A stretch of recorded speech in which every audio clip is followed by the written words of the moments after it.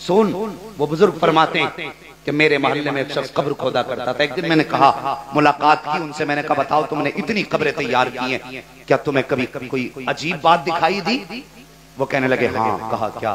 कहा एक दिन मैं कब्र खोदने के लिए गया, मैं चूंकि कब्रें खोद के उसका पैसा वसूल करता था, मैंने कब्र खोदना शुरू की, उससे तपिश आ रही थी।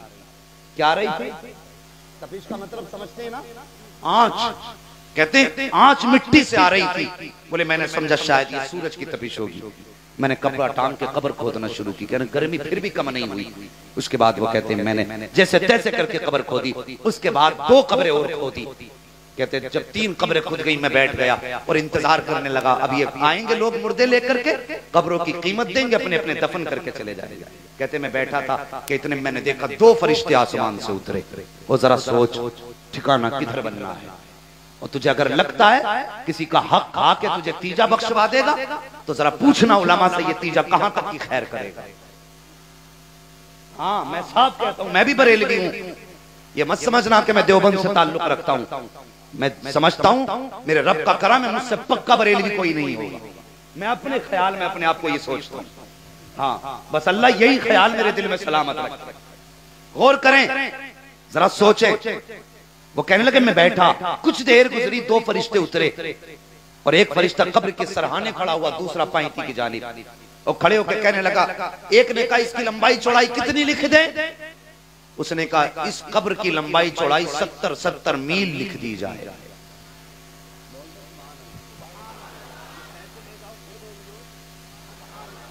कितनी लिखनी है? 70 मील।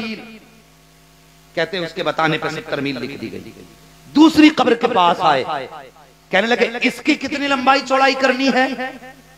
तो दूसरे ने कहा कि इसको ताहत नजर कुशादा लिख दो। जहां तक नजर जा रही है वहां तक इसकी लंबाई चौड़ाई लिख दो। कहने लगा जब बात आई तीसरी कब्र की, कहने लगा एक सरहाने खड़ा हुआ, दूसरा पैताने, जरा गौर करना। कहा इसकी कितनी लिखनी है? का फरिश्ते ने यूं हाथ किया ऐसे करके और इशारा करके कहा जितना इस उंगली और अंगूठे के बीच का फासला है, इसकी लंबाई चौड़ाई सिर्फ इतनी लिखनी। समझ रहे हैं ना मेरी बात? वो कहने लगा ये लंबाई तो हो गई कब्रों की, और मैं जान गया था। कहने लगा फिर मैंने देखा, देखूं किस कब्र में कौन आता। कहता वो पहली कब्र जिसको 70 मील लिखा गया था, पहले एक जनाजा लाया गया, उन्होंने उस कब्र का मुझसे सौदा किया जिसकी पहले लिखी गई थी। और मैंने देखा उस जनाजे में 4 कांधा देने वाले थे और 2-4 लोग और साथ थे। अल्लाह अकबर। मैंने कहा यार ये किस खुशनसीब का जनाजा है? उसने कहा ये बड़ा गरीब था। आज तो हमारे जनाजों की भी कीमत लगती है साहिब। आज गरीब के जनाजे को कोई कांधा देने तैयार नहीं। अमीर का कुत्ता मर जाए तो रोटी उसी के घर खाता है बैठ के, क्योंकि सेठ का कुत्ता मरा है। ये हमारी कौम का मामला है। गरीब के जनाजे तक पढ़ने तैयार नहीं हम। मगर जानते हो इज्जतें मजमों से नहीं मिला करती, इज्जतें रब के फजल से मिला करती है। किस खुशनसीब का जनाजा है ये? कहने लगा था बड़ा गरीब, इतना गरीब था कि कोई इसके जनाजे तक में नहीं आया। लेकिन ये दौलत का गरीब था, सजदों का गरीब नहीं था। ये सजदों का गरीब नहीं था, ये नमाज पाबंदी से पढ़ता था और पूरा दिन मुस्तफा पे दुरूद पढ़ा करता था। समझ गए? ये पहली कब्र बन गई। कहने लगा मैंने दूसरे का इंतजार किया। जब दूसरी कब्र की बारी आई, वो जिसको ताहत नजर कुशादा लिखा गया था, कहने लगा मैं जनाजा देखने लगा, अब कौन आएगा? उसने बताया फिर एक जनाजा लाया गया। उस जनाजे के साथ सिर्फ 4 बंदे थे और वही जिन्होंने जनाजा उठा रखा था।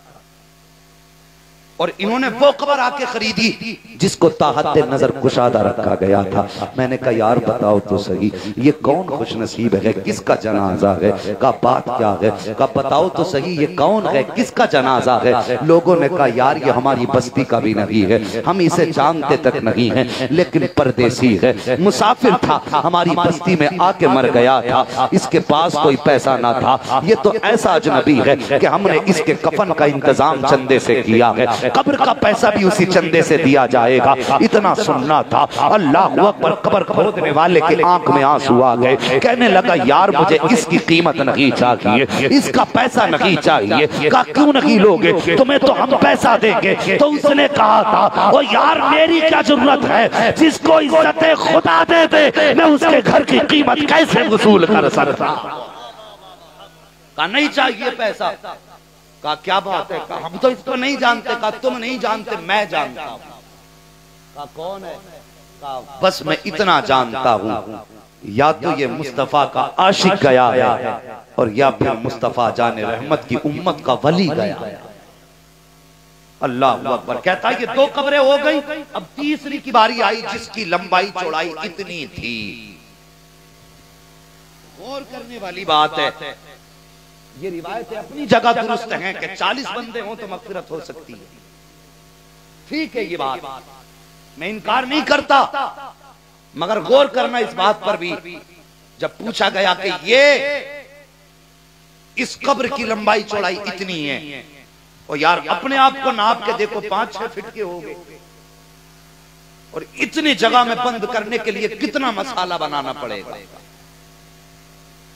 ख्याल करो, तीसरी कब्र की बारी आई, कहने लगा मैं तो बैठा था अपनी जगह पे, मैंने देखा एक जनाजा लाया गया, लोगों की भीड़ थी पीछे, ताहत नजर लोगों का हुजूम आ रहा था, और जनाजे पे भी मखमली चादर पड़ी थी। मैंने एक को अलग बुला के पूछा यार बता तो सही ये जनाजा किसका है। उसने कहा ये इस शहर के सबसे बड़े अमीर की बीवी का जनाजा है। कहा पता इसके अमल कैसे थे। उसने बताया अमल न पूछ, हम इतना जानते हैं इसको दौलत ने बिगाड़ रखा था। इसके घर में दौलत तो थी लेकिन इसके घर के सजदों से मुसल्ले खाली थे। इसके घर में कुरान तो था लेकिन रख के अलमारी में मैला हो रहा था। अल्लाह अकबर। धूल चढ़ गई कुरान को। इसे मैगजीने खोलने का वक्त था, इसको मैगजीने खोलने का वक्त था, इसको अपनी जिंदगी की हिस्ट्री और दुनिया की कहानी का वक्त तो था, लेकिन कुरान पढ़ने का वक्त नहीं मिलता था। अल्लाह अकबर। उसने कहा था कि इसके ताल्लुकात खुदा और रसूल के अलावा हर दुनियादार से थे। बता तूने क्यों पूछा। कहा यार अंजाम अच्छा नहीं लगता है। कहा यार तुझे क्या बताऊं, ये जितने जनाजे में आए हैं इसकी शान की वजह से नहीं आए हैं बल्कि दौलत की वजह से आए हैं। और यार पता तो सही इसके जनाजे के पीछे हजारों लोग हैं लेकिन कब्र इतनी छोटी मिली है। और तुझे क्या लगता है कि तेरे जनाजे को पढ़ाने के लिए बेशक कारी साहब आ जाएंगे, सूफी साहब आ जाएंगे, मुफ्ती साहब आ जाएंगे, लेकिन क्या गारंटी है कि बख्श दिया जाएगा। और यार जीते जी कब्र की तैयारी कर ले।